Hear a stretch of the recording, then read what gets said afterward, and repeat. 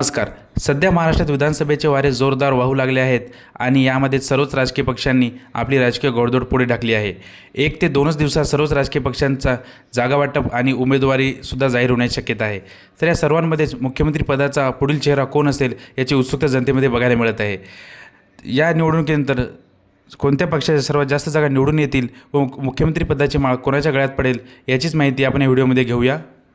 तर सर्वप्रथम बघूया या यादीतील 1 नंबरचं नाव असलेले विद्यमान मुख्यमंत्री एकनाथ शिंदे यांच्याबद्दल. एकनाथ शिंदे यांनी 2022 साली 40 आमदारांना सोबत घेऊन देशातील सर्वात मोठे बंड करून मुख्यमंत्रीपदाची माळ आपल्या गळ्यात घालून घेतली होती. आगामी होऊ घातलेल्या निवडणुकीनंतर एकनाथ शिंदे पुन्हा महाराष्ट्राचे मुख्यमंत्री होतील का आणि झाले तर त्याच्या शक्यता किती हे आपण बघून घेऊया. एकनाथ शिंदे यांच्याकडे सध्या 40 आमदाराचं बळ असून 10 अपक्ष पकडून ते 50च्या घरात जाते. या निवडणुकीमध्ये एकनाथ शिंदे यांनी महायुतीकडे 100 ते 110 जागांची मागणी केलेली असताना भारतीय जनता पार्टी आणि केंद्रीय गृहमंत्री अमित शहा यांच्या मध्यस्थीमुळे त्यांना केवळ 75 ते 80 जागांवर समाधान मानावे लागणार आहे. जर एकनाथ शिंदे यांनी 75 ते 80 जागा लढवल्या आणि जास्तीत जास्त जागा निवडून आणल्या तर निवडून आलेल्या जागांवर ते मुख्यमंत्री पदावर दावा सांगतील का हे बघणे महत्त्वाचे ठरेल.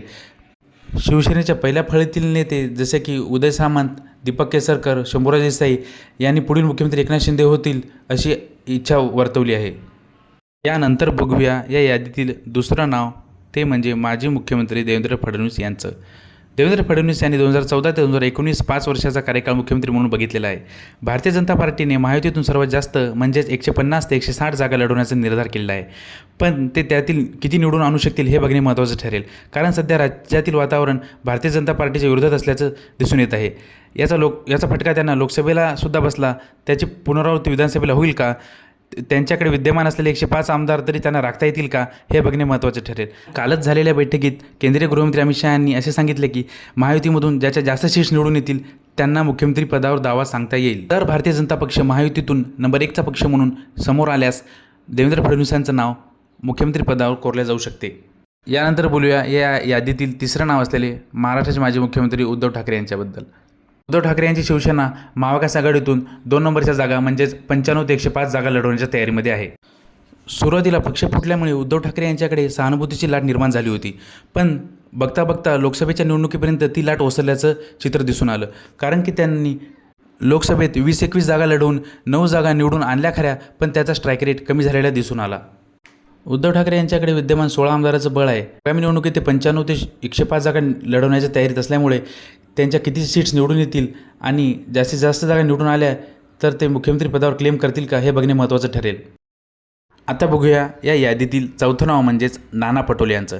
लोकसभा निवडणुकीमध्ये राज्यात काँग्रेस नंबर 1चा पक्ष झाल्यामुळे राज्यात काँग्रेसला अच्छे दिन आले असं म्हटलं जात होतं, पण हरियाणातील काँग्रेसच्या पराभवामुळे काही प्रमाणात त्यांची पिछेहाट झालेली दिसून आली.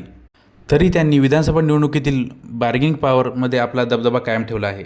महाविकास आघाडीतून ते सर्वात जास्त म्हणजे जवळपास 100 ते 110 जागा लढवण्याच्या तयारीमध्ये आहेत. जर लोकसभेप्रमाणे अनपेक्षित निकाल आले आणि विधानसभेचं पारडं काँग्रेसच्या बाजूने झुकलं, काँग्रेस राज्यातील 1 नंबरचा पक्ष झाला तर मुख्यमंत्री पदावर दावा काँग्रेस करू शकते आणि त्यामध्ये प्रदेशाध्यक्ष असलेले नाना पटोले यांचं नाव अग्रस्थानी गणलं जाऊ लागलं आहे. काही आठवड्यापूर्वी नाना पटोले यांच्या मतदारसंघात त्यांचे भावी मुख्यमंत्री असलेले फ्लेक्ससुद्धा झळकले होते. या यादीतील 5वं नाव म्हणजे जयंत पाटील यांचं. राष्ट्रवादी काँग्रेस पक्ष शरदचंद्र पवार चे प्रदेशाध्यक्ष असलेले जयंत पाटील यांनीसुद्धा आपली मुख्यमंत्री होण्याची महत्त्वाकांक्षा याआधी खूप वेळा बोलून दाखवली आहे. या विधानसभेमध्ये शरद पवार यांची राष्ट्रवादी काँग्रेस महाविकास आघाडीमधून 80 ते 90 जागा लढवण्याच्या तयारीमध्ये आहे. मागे झालेल्या लोकसभा निवडणुकीमध्ये शरद पवार यांनी महाविकास आघाडीमधील सर्वात जास्त स्ट्राईक रेट ठेवून 10 जागा लढवून 8 जागा निवडून आणल्या होत्या. त्यामुळे राज्यातील वातावरण सध्या शरद पवारांच्या बाजूने झुकल्याचं दिसून येत आहे. त्यांनी लोकसभेचा स्ट्राईक रेट कायम ठेवला आणि कमीत कमी जागा लढवून त्यातील जास्तीत जास्त जागा निवडून आल्या तर महाविकास आघाडीमधून ते मुख्यमंत्री पदावर क्लेम करू शकतात आणि असे झाल्यास प्रदेशाध्यक्ष जयंत पाटील यांचंच नाव समोर येईल असं सांगण्यात येत आहे. पण काही दिवसांपूर्वी अशा बातम्या आल्या होत्या की शरद पवार यांच्याकडे मुख्यमंत्रीपद चालून आल्यास ते त्यांची कन्या सुप्रिया सुळे यांना दिल्लीतून महाराष्ट्रात आणतील आणि महाराष्ट्राला पहिली महिला मुख्यमंत्री मिळेल. आता बोलूया या यादीतील शेवटचं नाव म्हणजे अजित पवार यांचं. अजित पवार यांनी आत्तापर्यंत महाराष्ट्रात सर्वाधिक म्हणजे 5 वेळा उपमुख्यमंत्री होऊन तो रेकॉर्ड आपल्या नावावर करून घेतला आहे. तरी त्यांची मुख्यमंत्री होण्याची महत्त्वाकांक्षा लपून राहिलेली नाही. त्यांनी अनेक वेळा प्रत्यक्ष व अप्रत्यक्षरित्या मुख्यमंत्री होण्याचे स्वप्न बोलून दाखवलेले आहे व त्यासाठीच त्यांनी महायुतीमध्ये प्रवेश केला असे सांगण्यात येत होतं. अजित पवार यांच्या राष्ट्रवादी काँग्रेस पक्षाने महायुतीकडे 85 ते 90 जागांची मागणी केली होती. पण लोकसभा रिझल्ट आणि भाजप आणि एकनाथ शिंदे यांच्या नैसर्गिक युतीमुळे त्यांची पिछेहाट होऊन त्यांना केवळ 55 ते 60 जागांवर समाधान मानावं लागण्याची शक्यता आहे. आता अजित पवार फक्त 60च जागा लढवत असतील तर त्यांच्यापैकी त्यांच्या किती जागा निवडून येणार आणि निवडून आलेल्या जागावर ते मुख्यमंत्री पदावर दावा सांगतील का हे बघणे महत्त्वाचे ठरेल.